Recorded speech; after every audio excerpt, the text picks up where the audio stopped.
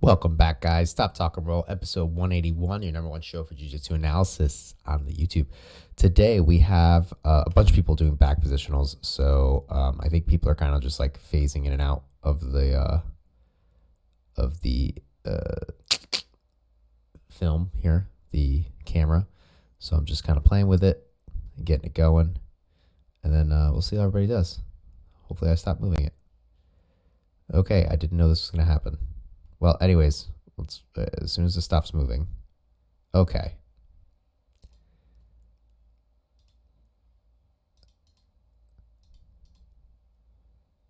It stopped moving? Okay, there we go. All right, let's focus. Okay, so we have a bunch of people having the back taken. Let's look at these guys right here. So we have Zach and Nacho, who we're both, I think, on the show this week. Yeah. Yes, they were, with back positionals nonetheless. So one of the things I want to point out, Zach, is remember your head needs to be on the opposite side of your choking arm or the overhook arm. So was it not there? Am I crazy? I thought I saw that. Yeah, look, your choking arm right now is on and your head are on the same side, which makes it a lot easier for Ignacio to get out. But good correction, pulling him over and getting your head to the other side. That's good. I would be digging this back for an overhook right now. One of the things you could do when you start getting towards the rear mount is flaring their elbows out forward. His strength is going to come from keeping his elbows to his knees. I think we're switching top and bottom.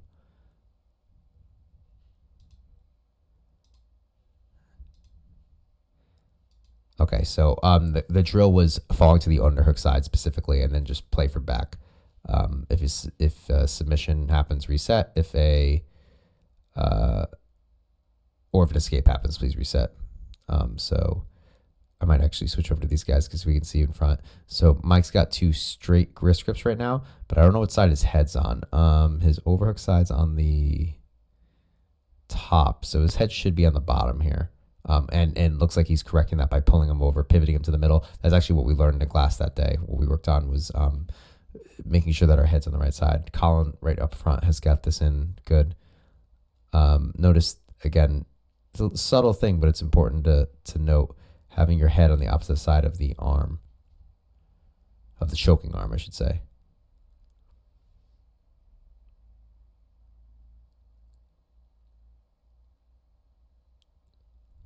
Everyone's kind of got their back turned in a weird way to the camera.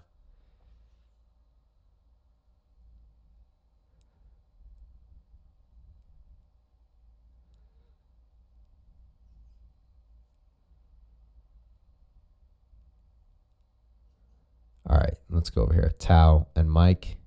So fall into the underhook side. Go.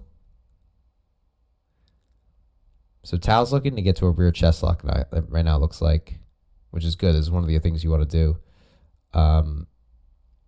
Spinning that way should be harder, Mike. You should be able to keep your chest pretty tight. Like, you should not be able to get this elbow out, which should allow you to always kind of be able to recapture the back, but he was able to do so.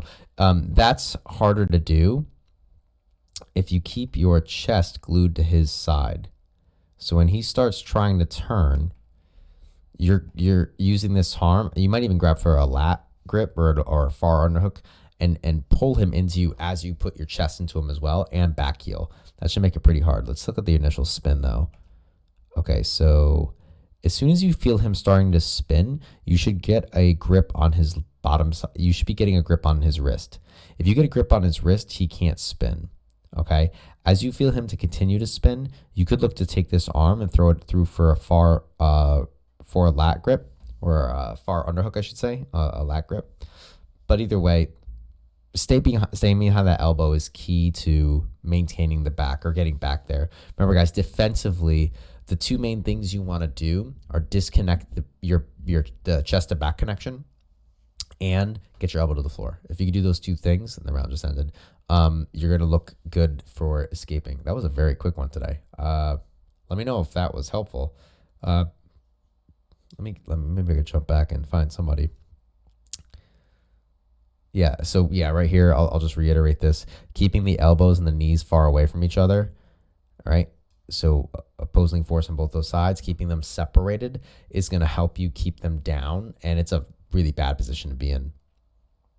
I would consider keeping this body triangle locked around, put a triangle around one of his legs rather than his body if you're in a rear mount, and hip to the floor. It's quite a powerful position. It's very difficult for them to move.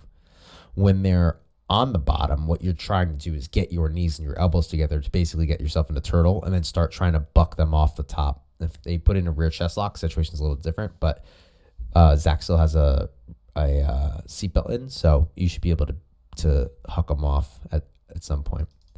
All right, guys, thank you. I mean, hey, short and sweet today. I'm a little tired, but consistency is key. Consistency.